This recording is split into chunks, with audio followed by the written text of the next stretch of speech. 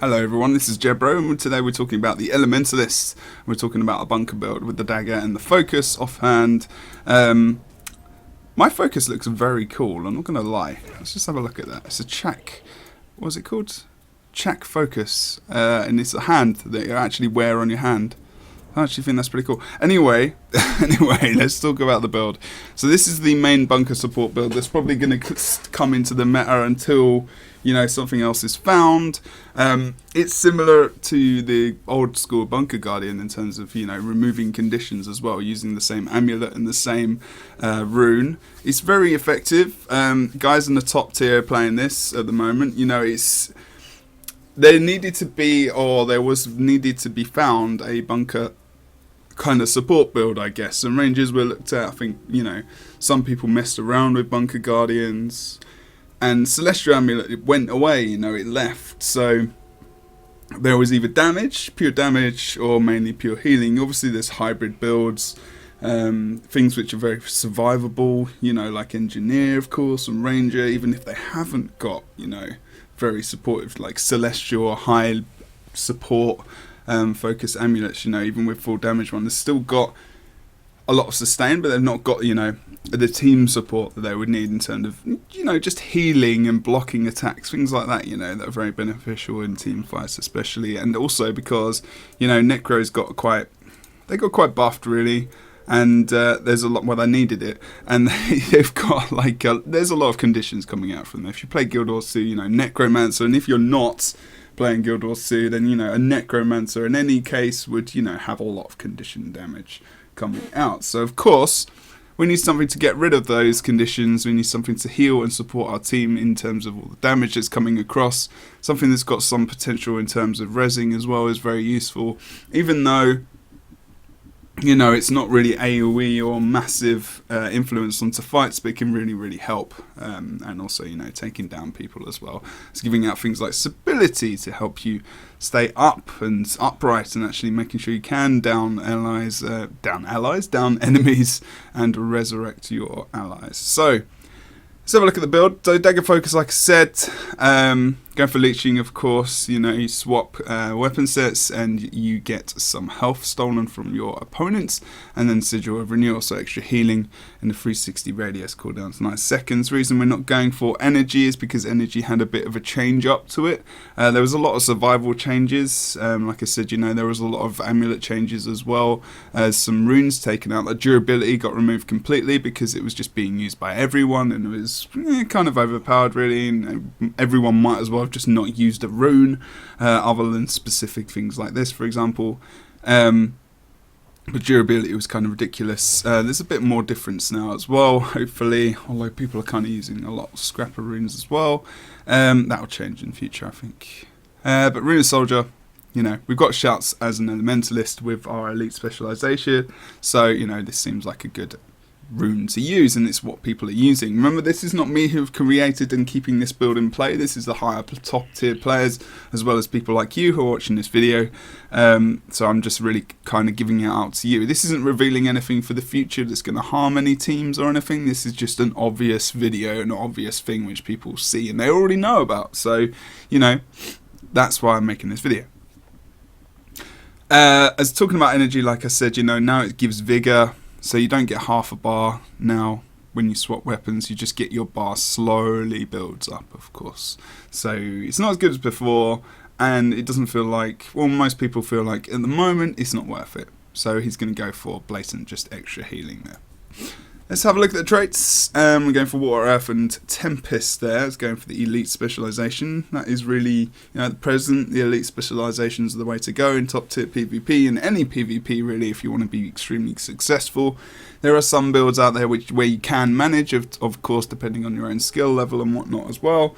But generally, top tier, no one's not using an Elite Specialization at the moment. I will stress that. So Water, Earth, and Tempest, like I said. Water obviously being healing, condition removal, and you know, regeneration, as well as Earth being more protective, and then Tempest focus more around auras and shouts and whatnot, and your overloads, as you can see here. And for Tempest, really, you probably wouldn't go away for Elementalists, you probably wouldn't go away from Tempest because of, you know, overloads. They're just ridiculously awesome. Same for Mesmer, you know, Chronomancer has just got with Continuum Split, giving you more cooldown, your cooldowns back, you know, it's infinitely amazing, especially for like Portal and your Elite and stuff. So anyway, let's talk about the Elementalist here. Soothing Mist, you and your nearby allies regenerate while you are attuned to water, obvious. Gain regeneration and Frost Aura when critically hit, so that's every 20 seconds if that's the case. Then heal allies when attuning to water, so again, like I said before, healing is very much the case here. On this line, Soothing Disruption is not going to be any good because we've got one cantrip, but you know, it's not enough. You know, the old Celestial Dagger build, it was all about cantrips, and sustainability of your build through this trait as well was ridiculous. Cleansing Waves, so remove a condition from you or allies when attuning to water. So condition removal, very good at the moment, not only for things like vulnerability, stacking and fear, but actual conditions that do damage. But the mix of those two are quite devastating at the moment. But then we're going to go over towards, of course, the next adept, which is Aquatic Benevolence. So healing done to allies is increased by 15%. And then Cleansing Water, of course, so you remove a condition when you grant regeneration to yourself. Ta-da, or to allies. So obviously if you're giving off regeneration to allies, you know, that's going to be useful for condition removal. Dagger focus as well.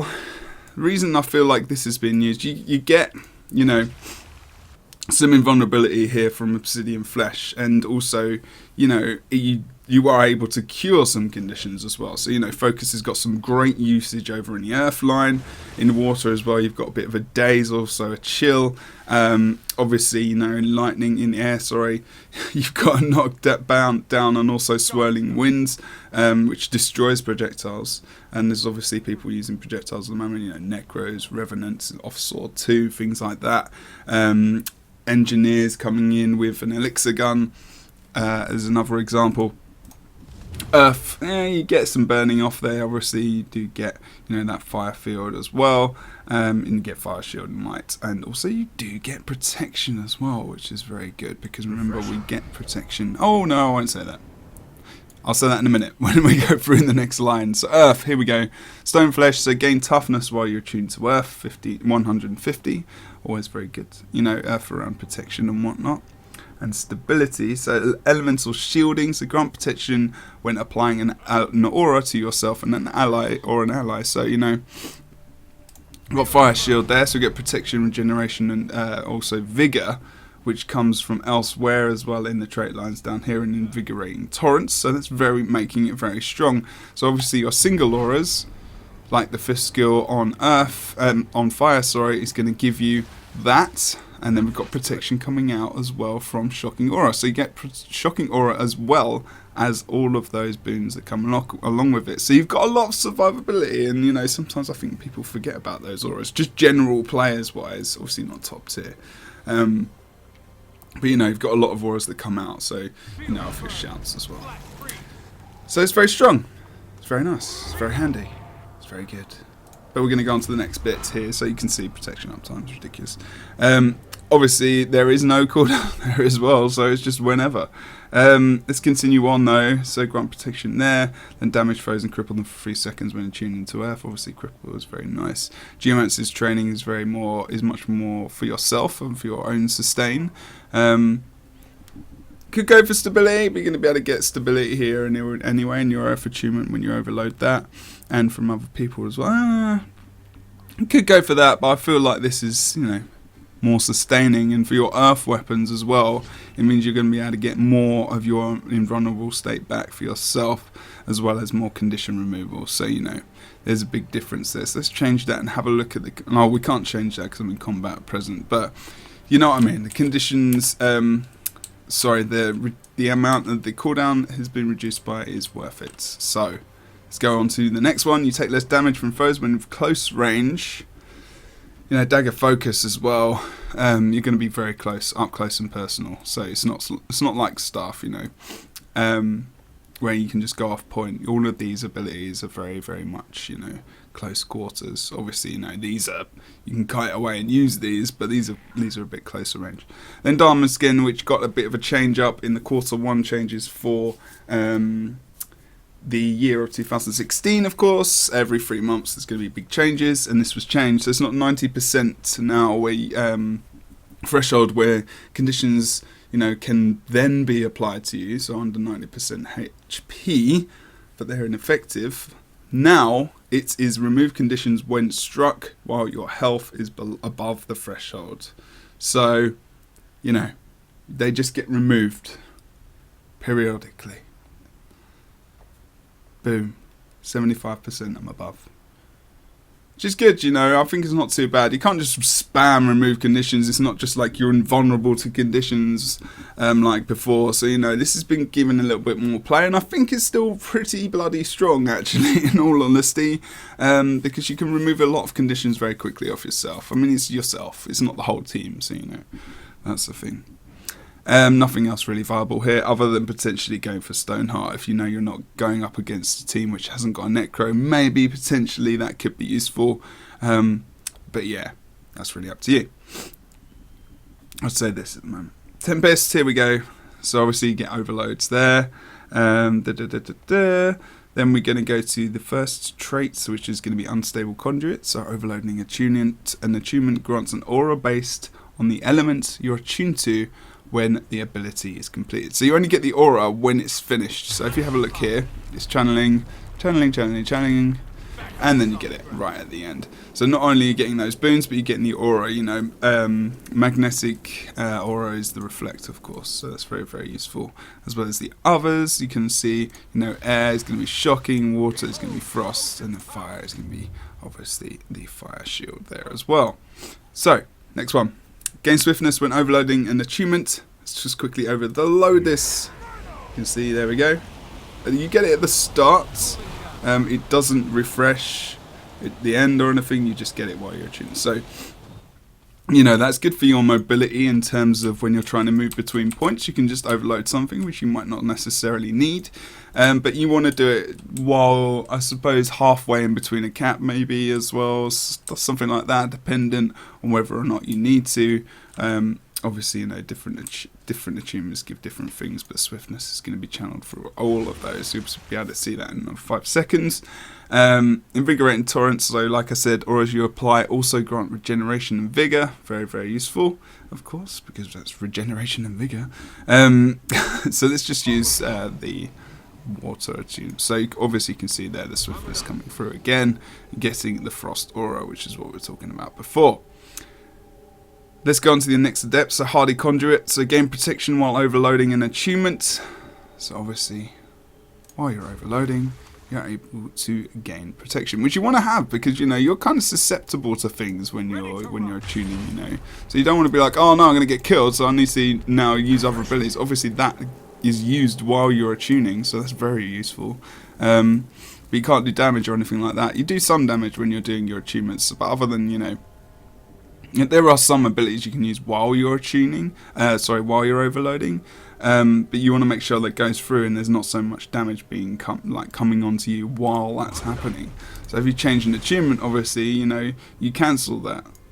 So you're not going to be able to remove conditions and whatnot. So you need to be able to make sure you have protection while that's happening, so you're not going to die. Because minus 33% damage onto yourself is very strong. Is very useful, not very strong. Elemental Bastion, so auras you apply heal allies. Apply a frost aura to yourself and nearby allies when struck while below the health threshold. So very good.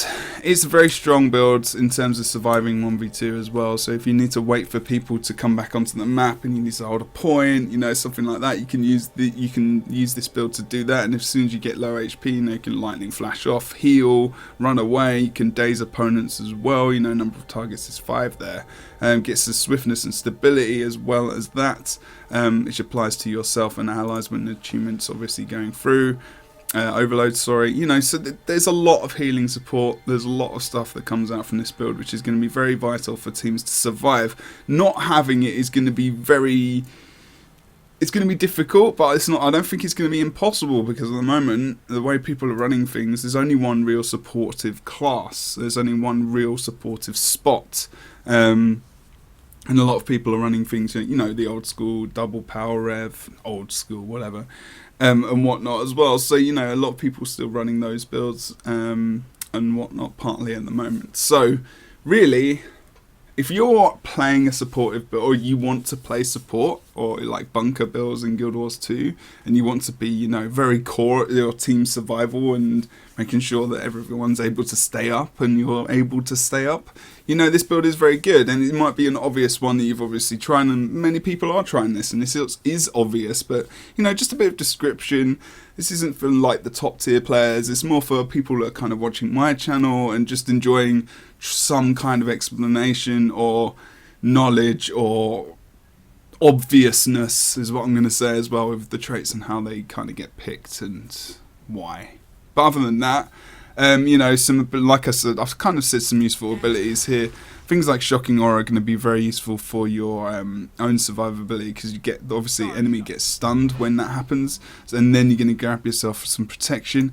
You know, Overloading is very useful as well, because you'll be able to get swiftness through your overloads, of course, so that's always very, very beneficial. And of course you get that extra little bit of damage coming down from the lightning strikes. So make sure you're checking out your fire achievement, in the overloads there, as well as remember that these shouts are going to be removing conditions. This is your, you know, get after jail free card almost as well.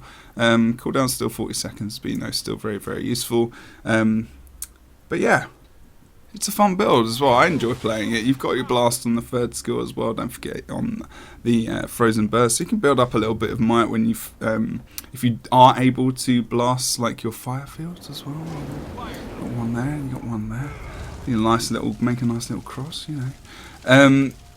So yeah, it's really, really useful. Other than that, there's some more protection.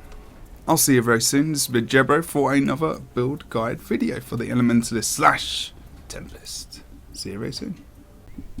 Hello everyone, this is Jebro and welcome to Battle of Kylo. This is the engineer and this is kind of the meta build, I guess, for EU currently, or that people are currently playing. You can see I'm using the Bulwark Gyro there on the bottom right hand side.